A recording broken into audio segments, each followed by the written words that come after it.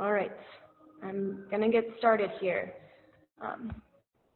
My name is Joe. I'm a physical therapist here at React Physical Therapy. I've also been a runner for a long time.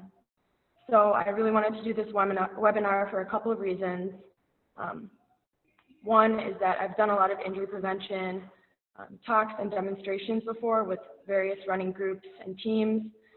And I think personally that the best treatment for running injuries is prevention. You know, I'd rather see you guys here or out there running and do this stuff beforehand rather than see you in the clinic with an injury that's keeping you from being out there. Secondly, we're obviously in a very strange and unprecedented time right now when we're all kind of stranded at home or isolated from our normal activities and groups. But luckily, we're still able to get out there and run. And I don't know about you guys, but it's been one of the things that actually still feels normal. So we're all hanging on tightly to being able to get out there and run. So what I'd like is for us to be able to do that confidently, that we're not going to get hurt, that we're not going to lose that too. And for anybody who's getting out there for the first time, because maybe you usually go to the gym, but now running is something you can still do. We want to make sure that those people getting out there, which is awesome, aren't going to end up with injuries because they're not doing it the right way. All right, so if anybody else has joined since, we're going to get started here with a few slides first. Again, just to reiterate, if you have questions, you can type them in the chat. We have Dan Foley, who's the physical therapist, and Ashley both fielding questions there, and I'll check them when I can as well.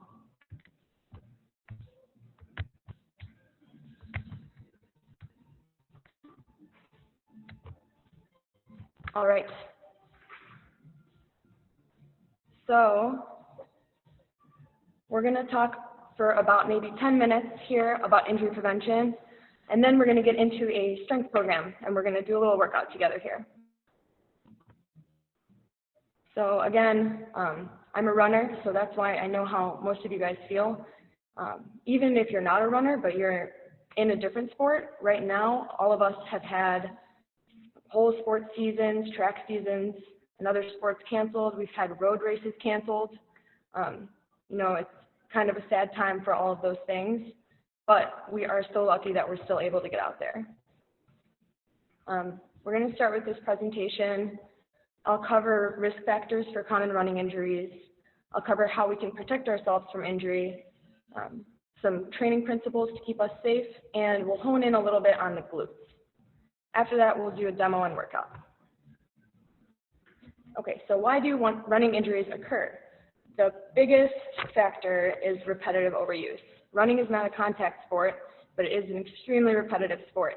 We're pounding over and over on the pavement or whatever surface thousands of times, depending how long we run. So excessive increase in the volume of running or excessive increase in the intensity of running too quickly can lead to repetitive overuse injuries. Other factors are not getting enough recovery or nutrition and having personal physical deficits in mobility, flexibility, strength, or other areas can also contribute. The most common running injuries in the lower body are all in the lower leg and foot, really. Medial tibial stress, pain or stress fractures there, Achilles tendinopathy, and plantar fasciitis. And while these are all way at the bottom of the foot there, research actually shows that they can come from different areas, which we're gonna cover in a little bit. Other common areas of running injuries can be in the hip and knees, including hip or sacral stress reactions or stress fractures, muscle strains, IT band syndrome, labral tears, hip impingement, patellofemoral pain. So how can we protect from injury? One is smart training. And then two, we can address some of those body factors and deficits that I mentioned before by improving our mobility, stability, and strength. Okay, for training principles, the primary one is mileage. So we want to be careful with how we increase our mileage. The research shows that there's not an exact number but between 10 to 20% increase in your mileage per week seems to be the right range. And that is dependent on your personal history, including injury history, including how advanced of a runner you are, how experienced, and it also depends where you're at. So increasing by 20% when you started at 10 miles is different than increasing by 20% when you're already at 50 or 60 miles. So when you're at the higher mileage like that, the increases are going to be a smaller percentage. For beginners, if you're starting from square one, if you're starting with 0, you want to be extra careful in progressing slowly. You want to start with a couple miles. And often if somebody hadn't been running at all, I have them do a run walk where you run a couple minutes, walk a couple minutes, and alternate like that first. And you only want to do a couple days a week. And then increasing with the same 10 to 20% principle, but being a little more careful with it and sometimes slowing it down even more. To answer someone's question, it was a really good question about treadmill running. So a lot of people have been running on the treadmill at the gym, and that is not the same biomechanically as running over ground. The give of the treadmill is different than the concrete or whatever other surface you're running on the street, as well as when you're running on a treadmill flat, it's actually technically a little bit of a downhill. So if you were running on the treadmill primarily, when you go to running outside, you want to decrease your mileage a little bit, just to be safe and let your body adjust there. In intensity, you also just want to basically be gradual in terms of if you weren't doing any hard speed workouts, you don't want to jump to doing 3 a week. You want to add those in gradually as well and see how your body responds and recovers. Okay, moving to a little bit of the physical body. Mobility refers to the movement of the joints. So it's not the same as muscle flexibility, it's the actual joints. So a lot of joints are really crucial. Basically all the joints are crucial to running, but these ones especially. The foot and ankle joints, if you look at this picture here, there are a ton of them. So all of these joints need to slightly shift every single time we accept weight onto the foot and arch, and then shift weight again in a millisecond every time we come up to take a step off of that foot. So these are very important. And while I'm not going into detail about these today, my colleague John Kim is going to give a talk about that next week. So stay tuned for that, especially if you feel like that's an area for you. The hip joint is another very mobile area. It's a ball and socket, and we need this to be functioning right for adequate hip flexion and extension, rotation while we're running. Another colleague, Summer Sanders, just did an awesome hip mobility webinar yesterday. So if you have any hip pelvic mobility issues, I strongly suggest you check that one out. And the last one is the mid back and the low back. So these are crucial for upper body mobility while we're running, and even for just breathing when we're working really hard. Moving on to stability and strength. The core is pretty obvious that we need it for almost everything we do, but especially in running. So this includes a lot of different muscles, the obliques, the deep core like the transverse abdominis, the pelvic floor, and then the six-pack abs, which is the rectus abdominis too. The core stabilizes our trunk and pelvis and gives us a solid base for our limbs to move freely on when we're running. So if we have a strong core, we can be more efficient with our gait, which means less extra movement and less strain on the tissues that tend to get overused. Okay, stability. This is one of my favorite muscles to work on with runners, and this is one of the ones we're going to focus on today. The gluteus medius. It's the one right here in reddish, right here, and it abducts and rotates the hip. If you have weakness in this muscle, you look at the right side here, you get a hip drop when you're in single leg stance. When you're running, you're literally doing single leg stance hundreds or thousands of times over and over. So that's why we can't have too much weakness in this muscle, because can you imagine what that does with thousands of repetitions?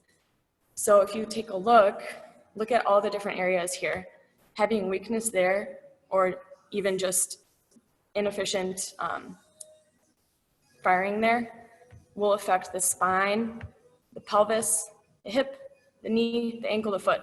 Affects everything.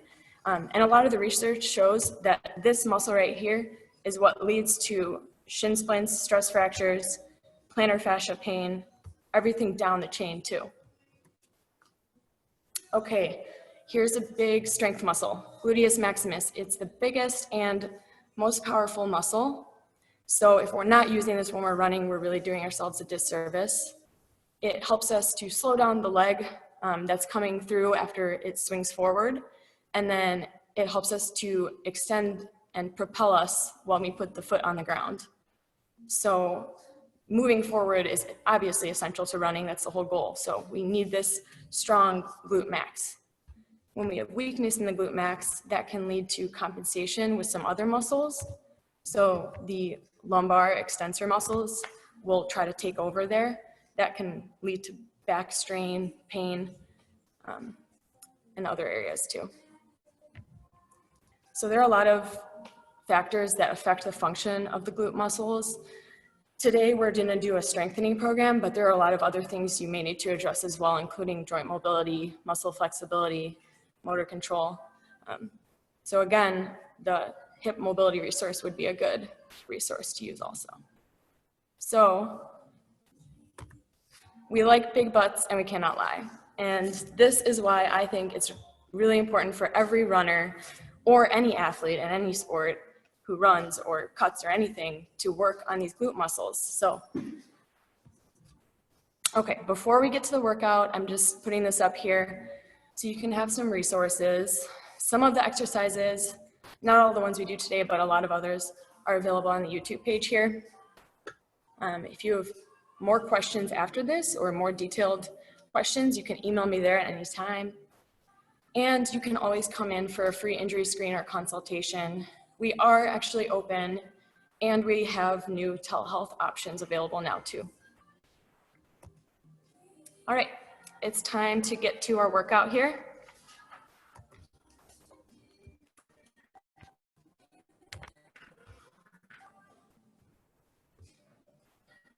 Okay, hopefully you guys can see me again here. Let me just see if there's any glaring questions.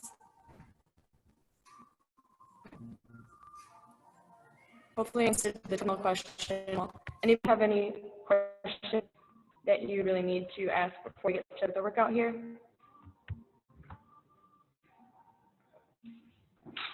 So I'll be coming back over here to check, but Ashley and Dan will continue trying to answer your questions as well as we go here. So most of this workout that we're going to do is going to be focused on the glutes with a couple other things added in, but we'll start with some glute activation exercises that I like to give. All right.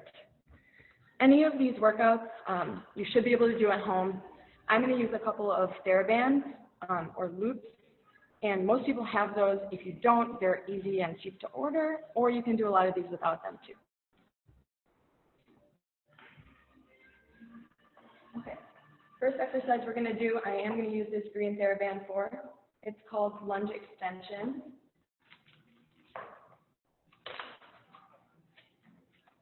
I have the TheraBand just below my knees for this one. You don't want it to slide up above your knees for this one. So what I'm going to do is set up with my feet on train tracks, so they're not directly in front of and behind each other, but like they're on train tracks and staggered. I'm going to be in like a mini lunge, just a little bit of a lunge on my front leg. Back leg should be bent. Back leg should be bent, and all the movement's going to come from this back leg. We're going to straighten it out. And I want this to be all from this glute max here.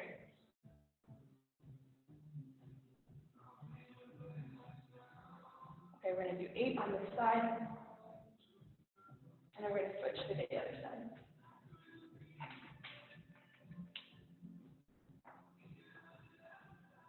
So a little bit of a lunge here, not too far forward, knees still behind the toe.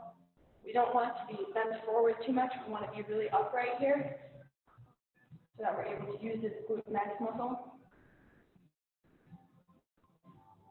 And it's all a little movement from this back leg from the hip. If you don't feel the glute max working, try rotating that foot, the one that's back, a tiny bit in or out, and see if that helps kind of feel that muscle contraction more. Do one more set.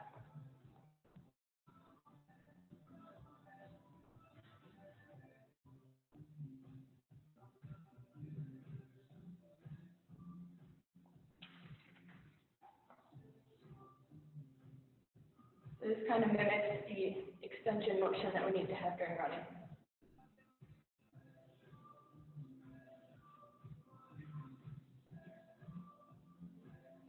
Okay, that was the lunge extension.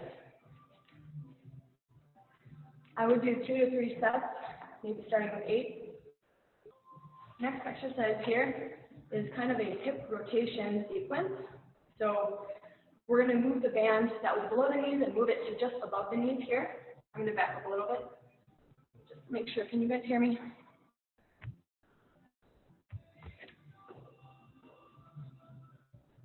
I'm going to get into like a mini squat by pushing my hips back a little bit, not all the way down, just a little bit. I'm going to make sure my knees are above my feet. First motion we're going to do is from this hip, we're going to rotate it in and push it out. So it looks like my knee is moving, but this is coming from my hip joint. And I'm using those hip rotator muscles. 5 with this leg. I'm going to do 5 with the other leg. While we do these, make sure your feet are not moving, so my balls of my foot are planted down to the ground. After we've done 5 on each leg, we're going to do 5 together. It's actually really hard not to let your feet come up, so this one kind of takes a lot of focus. After we've done one leg, other leg, both legs, we're going to do 5 side steps. I'm not going to do 5 because of my space here. But when you're side stepping, you're keeping the same mini kind of squat position. Okay. We'll do one more round through all of those because it's kind of difficult to get the form right here.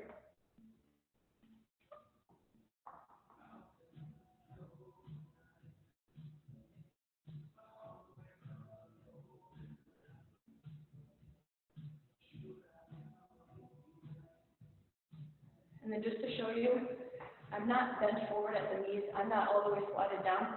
I'm just a little bit tipped back. And then both knees together.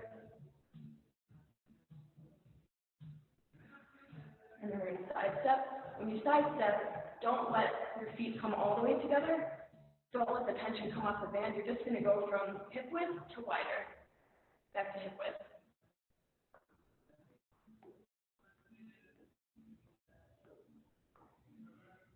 If you're really strong, you can add a second band at the feet, at the ankles. Okay. In general, for all of these, you can make it more difficult by increasing the tension of the band. So this one was green, blue would be the next one up. Oops, I'm going to keep this on for one more. So if you do have a band, hold on to it for this next one too.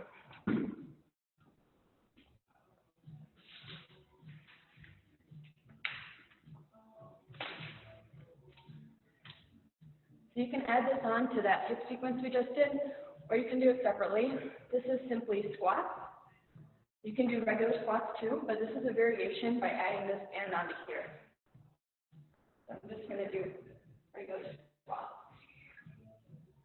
Don't let your knees go too far forward, especially if you had knee pain, that would be more painful. Putting this band resistance is kind of forcing us to engage these glute muscles a little bit extra.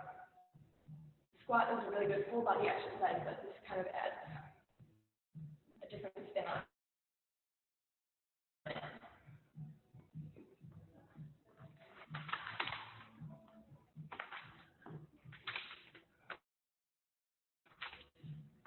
I'm not sure if people are doing this along with. If you are, go ahead and do 1 or 2 more sets of that.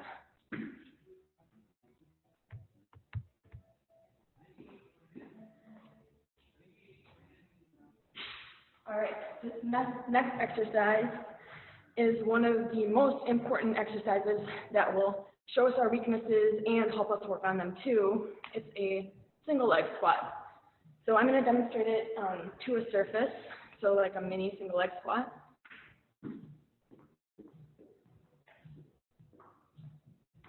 You can use furniture, a bench, whatever you have at home. What you're going to do is just stand on one leg, the other one can kind of just float, and you're going to lower yourself, tap the surface, come back up. But you actually don't want to put your weight down onto the surface because then you're kind of resting halfway through the exercise. When I do this one, the most important thing I want to look at is the position of the knee that's working. So we don't want to have a medial knee collapse. So a knee collapse is inside like this. And sometimes that can be sneaky, and that can happen kind of like towards the end of a set or towards the end of the motion when you're not really paying attention anymore. So this one actually requires a lot of focus. Just make sure you're not letting that knee collapse inward.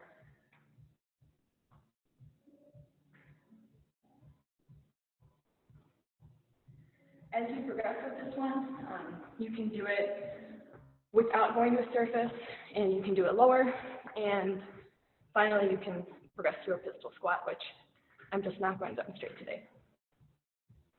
Okay, any questions there?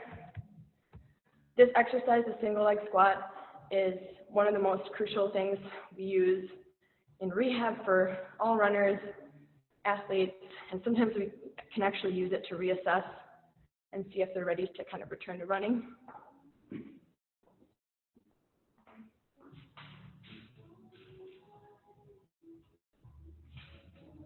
Okay.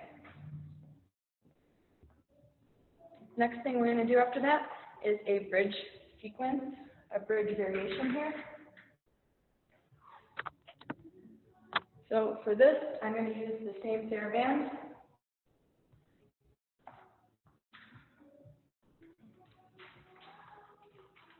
So it's over my knees. And this one is called a bridge ladder. It's a really good glute burner. So this one's fun to do. You're going to lie your back. I'm starting with 5. So first, engage your core.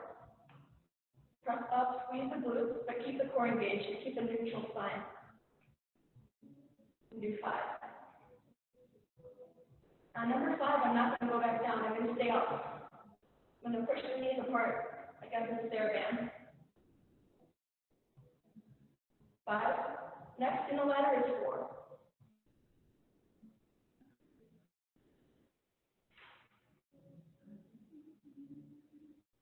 3.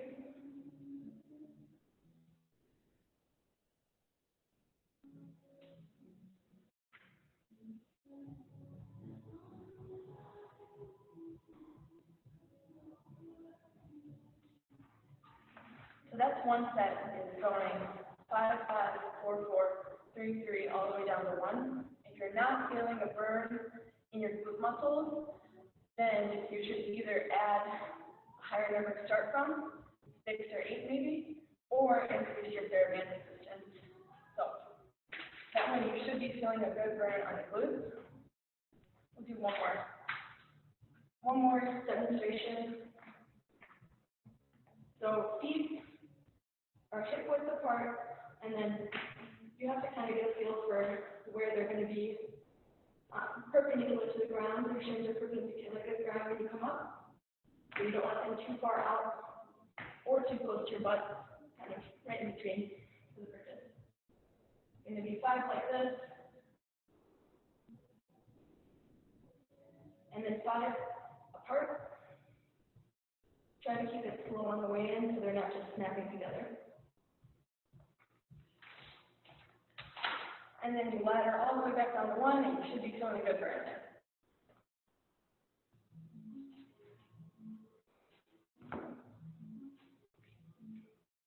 My next bridge variation is going to incorporate a little bit of hip flexors too. So again, you need a little bit of an elevated surface here. I'll show you first without a band. Ankles go on the elevated surface. I'm lying on my back. You can have your arms at your sides to stabilize. You're going to push up. And you're engaging your glutes here and your core the whole time, and that's going to stay. The motion we're going to do here is march. So this whole time the leg is stabilizing, is still engaging glutes. This one you can throw a theraband on the feet. Just like that. I would start with the leg theraband for this one.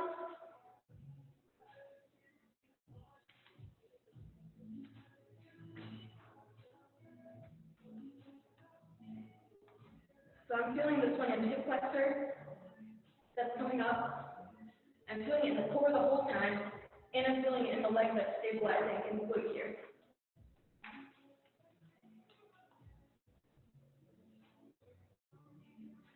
That one I would start with 3 sets of 6 to 8, counting each leg, or counting 1 on each leg as 1. Okay, we're going to take a small break. No, we do have one more glute one. Sorry. One more glute exercise. This is kind of a compound exercise of 2 good ones.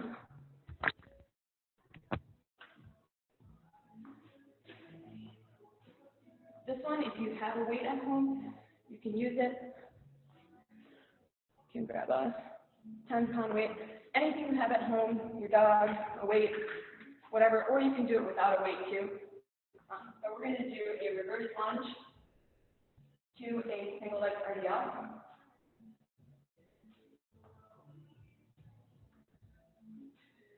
So this uses not only the glutes, the whole posterior chain, so the hamstrings, calves.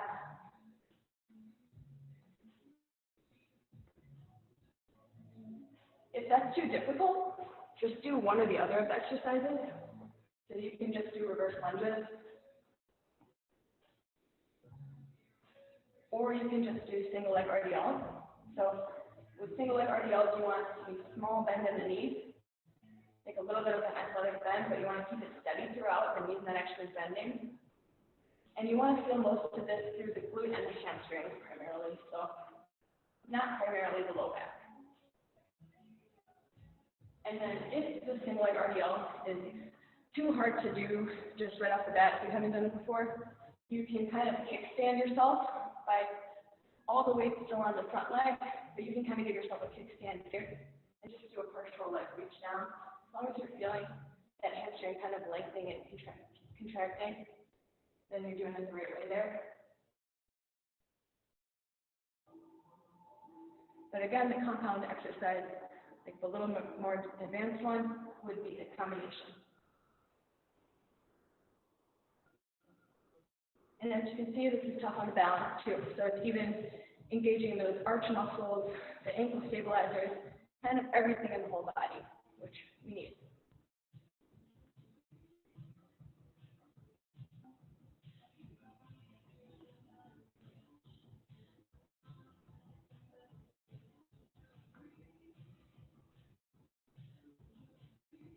If you want to make that even harder, do it without any shoes on.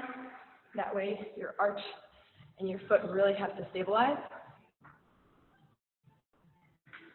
Okay, we're transitioning now, taking a little break from the glutes.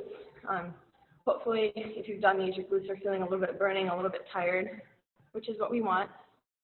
We're going to do 2 spine mobility exercises really quick, and then 2 core exercises.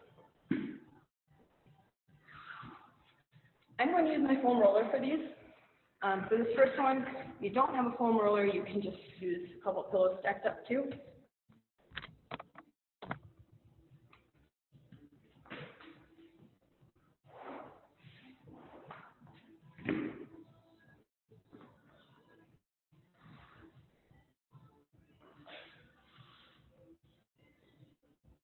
This is called an open book. I'm going to lie down on my side next to my foam roller, and then I'm going to have my leg resting on top of it here in the top leg. The other leg is just hanging out right behind it. So the last on my side, stack my arms right on top of each other. And then while I keep this leg resting on the foam roller, I'm going to open up like a book. And my eyes and my head are going to follow where my hand is going.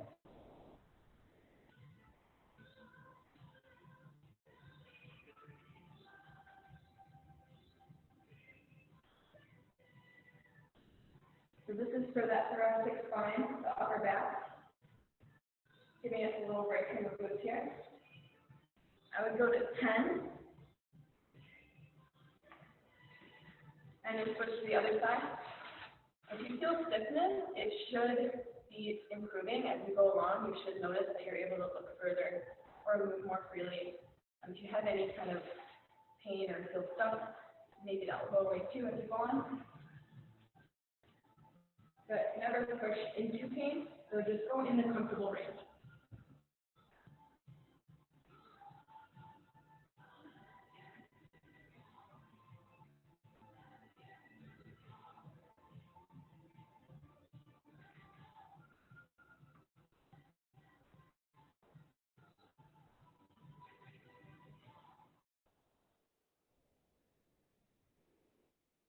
Okay, and that was the open book. I like to do 2 to 3 sets of 10 with that one. You can increase the reps too, I think it's easier. We are going to use the foam roller for another exercise here. This one is kind of thoracic extension. So again, we're focusing on the mid-back, not the neck and not the low back, but in between where the wrists attach. So I'm going to go on my back. I'm going to place my back on the foam roller. It's perpendicular to my spine. My butt is going to stay on the ground this whole time, and my feet too. My hands are going to stabilize behind my neck and kind of just hold my head so it's not straining my neck. And all the movement is going to be from that middle part of the spine. I'm going to kind of hinge over the foam roller. Again, we don't want to push into pain. This might feel pretty stiff for a lot of us.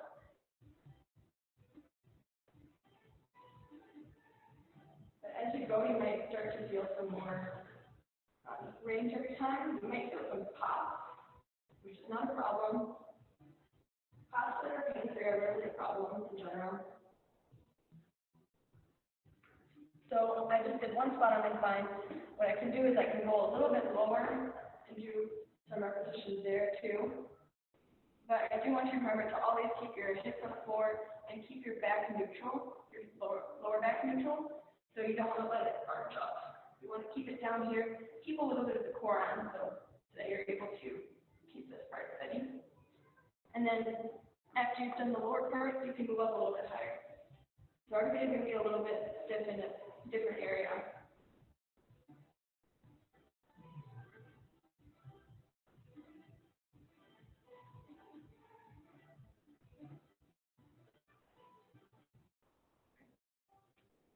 Those were the spine mobility exercises.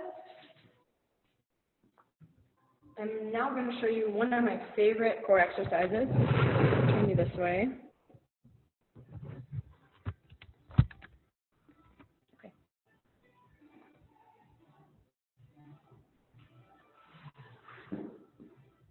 We're going to do a tail-off press.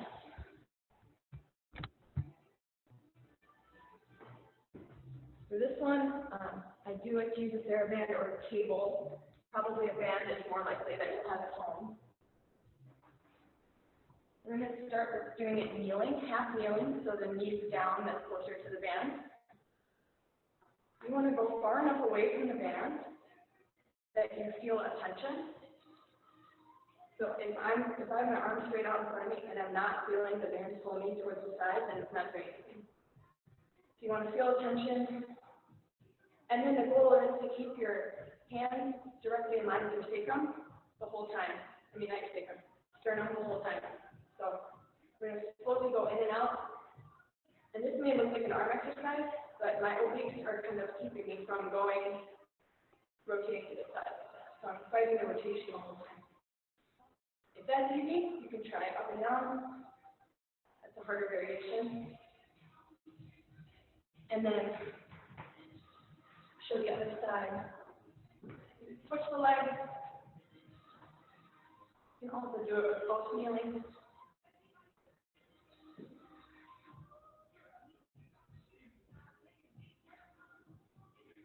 Up and down if you want. If those are even easy, I can get in my little athletic half squat kind of position, do it standing.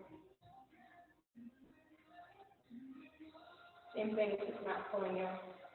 You gotta make sure you have tension. So for this one, you can use a rope band like this, or you can also take a regular TheraBand, tie a knot at the end, shut that knot into a door, make sure it's shut all the way, and then you can just use the end of that freely.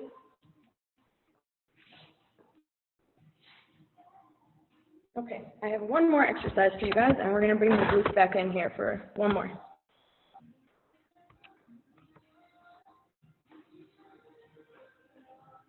This one we're setting up in a side plank. So first way you can do it is having the bottom knee bent, shins behind me. I'm going to go up into a forearm side plank here, and then I'm going to add a hip abduction, so a leg raise. Making sure my core is holding me up tight, not sagging, holding me up. Making sure my shoulders are squared and I'm up towards the ceiling. And then raising my legs towards the ceiling too. To make this one harder, just go all the way down to the ankle with your side plank. Lift. So on this one, you want to be a little more careful that you're not lifting forward and up.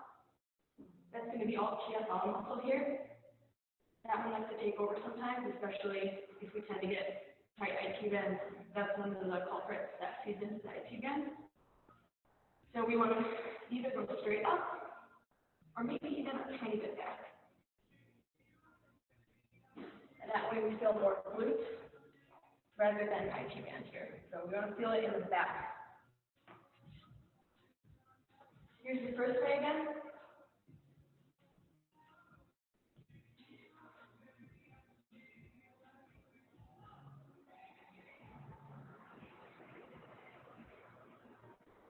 And the second way.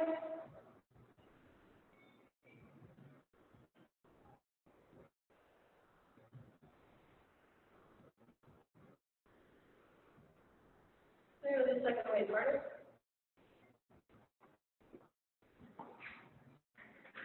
Okay. That is our workout for today.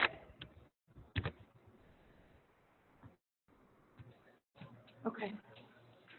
That's all that I have for you. Does anybody have questions right now?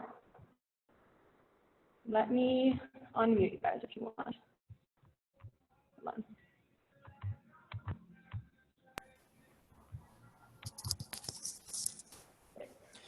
Hey, Joe. Hey. There was a question earlier about when is it best to do the exercises, before or after running. I recommend it on off days, but I don't know if you wanted to expand on that. Okay. Thanks, Dan. Mm-hmm. Okay, so we had a great question. When would I do these exercises, before or after running? I'm glad you asked that question, actually. So this whole set of things that we just did, I would do on an off day, and that's part of why it helps, because you're giving your body a little bit of rest from the running repetitive motion, and you're kind of strengthening parts that need to be strengthened. But a couple of these are really good to use for activation kind of exercises before you start running. So a couple of things that I love to give runners kind of to warm up dynamically. The first two glute ones we did, so with the band and you're extending the lunge extension, bending to get this glute going, and then the hip rotation ones, especially if someone has like tight hips, if you kind of can tell that you really need to strengthen that glute med. Can everybody hear me? Okay. So again, to reiterate, on your off days, a whole like glute focused day is great, but before running, some of these activation exercises are really good to do also. So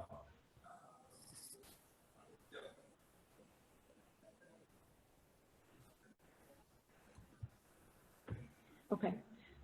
Another thing that sometimes is good for activation like that is kind of like that reverse lunge we did, but you can kind of turn it into a walking lunge. So that gets everything stretched out, but actively. So rather than just static stretching, we like movement and kind of activating these big muscles that need to be helping us when we run. Any other big questions that we have?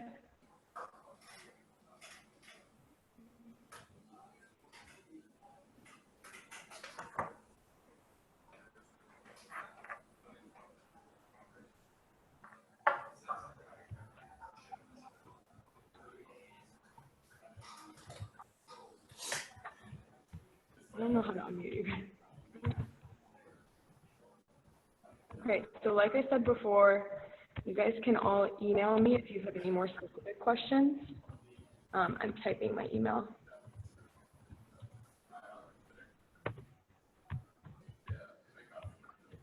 And hold on.